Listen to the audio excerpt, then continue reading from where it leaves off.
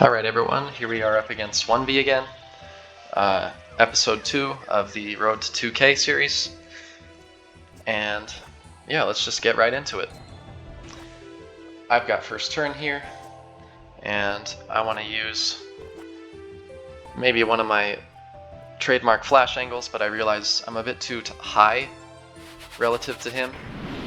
And so I decide to just Storm Shield trap. I am a bit too careless, and it actually doesn't trap him at all. It is possible to flash this if he blasts from the past me from the left side, but he doesn't. So if he blasts from the past me from the left side, I go a little bit right, and he can do a high angle flash to kill me. Now, the first kind of mistake that 1v makes here is flight prot. So you know that my flight is down. Just go down to the corner of the map and swarm. 60G is all about swarm. You want to get a minion advantage as fast as possible. Now, I screwed up that trap. You can deflight me, and if you deflight me, it's huge momentum. I now have no mobility for the next 4 turns, I think, and yeah, it's really difficult for me to kind of maneuver around how I would like to if I don't have flight up. And if you want to punish that, you can go to the side, summon a swarm. And the only issue is there, like, I could trap you down there, and then you would give up top control. So, you know, maybe you don't want to go all the way down to the side, but you can at least know that, like, I can't even get over this tree here. So, at the very least, I would have to waste a BFDP, come over to you, kill your swarm with my shock shield, you know, absorb some damage. Like, you're at least forcing me to use some utility if you don't want to go down to the side and, you know, get trapped. But yeah, just as a general principle, know that, like, my flight is down, and you want me to use my utility in the early game so that, you know, when it's turn 30 or 40, I don't have the blast from the past to, you know, get out of the sticky situations. But here I'm able to get a swarm up, and it's at this point that you decide to go down to the side. And as a general rule, like, I did say earlier that, yeah, it would be a good play for you to go down to the side and swarm, but honestly, like, I would never go down to the side willingly, because then your opponent can just trap you down there, and you're completely kind of powerless to get back up top. Now I could have complete top control. I decide to trap you. The reason being, I didn't really want a long game. I didn't want to trap you all the way down there, and I thought that I could just chill with my 2 minion advantage. I know that you can't get past my swarm, and so yeah.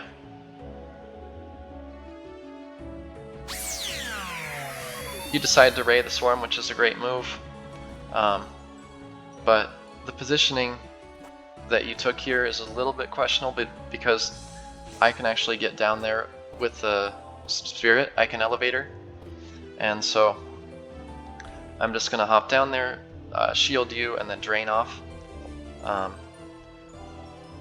which is kind of funny how I end up doing that.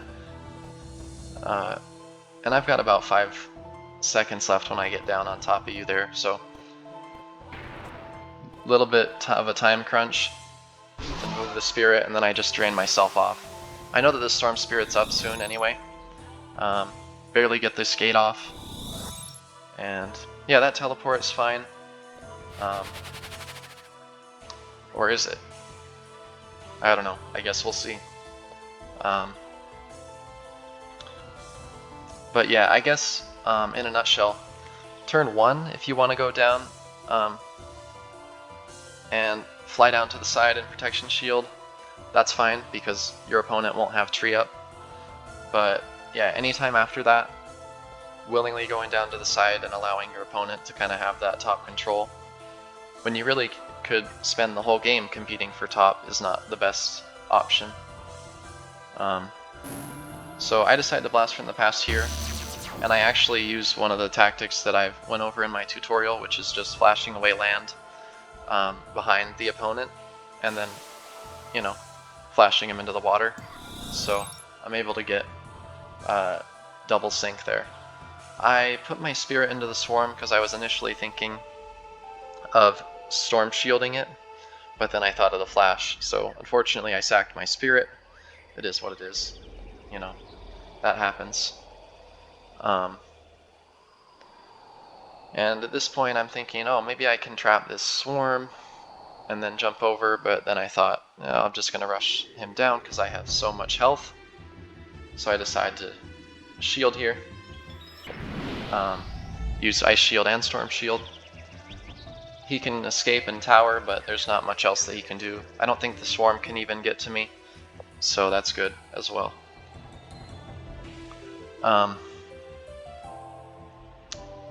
So yeah, generally turn 1, open with a swarm instead of a protection shield, build that minion advantage, prioritize the minions over the shields and other stuff, and also stay up top so that you can compete for the control and not allow your opponent to get a huge minion advantage. The reason to stay up top is so that you can react to the minions, right? That your opponent is summoning, and you don't have to just keep him alive. He doesn't have many options here. His only one was probably to tower, but he decides to summon a peg, and I can actually blast from the past and shock bomb sink him here. Or not sink him, but shock bomb kill. So yeah, I know I said early on that like, oh yeah, you just go down to the side and summon a swarm. That's probably okay, but it's not necessary to go down to the side. But yeah, if you know that I don't have flight, even simply just summoning a swarm in a safe spot where you can't get flashed is probably ideal. Because I have to use my blast from the past to get through this tree, so I can't sink you. If you put the swarm in a position where my shield won't deflight you, then you're in a decent spot, and we're pretty even. So anyway, hope you guys enjoyed this second episode. Another kind of short game, but also, you know, pretty instructive. Also, you know, if wunvy's watching this, it can be good to learn from your own games. I know they want to learn how to, yeah, just play good 60 Grassy. So thanks to wunvy for the game, and I'll see you guys in the next video. Peace out.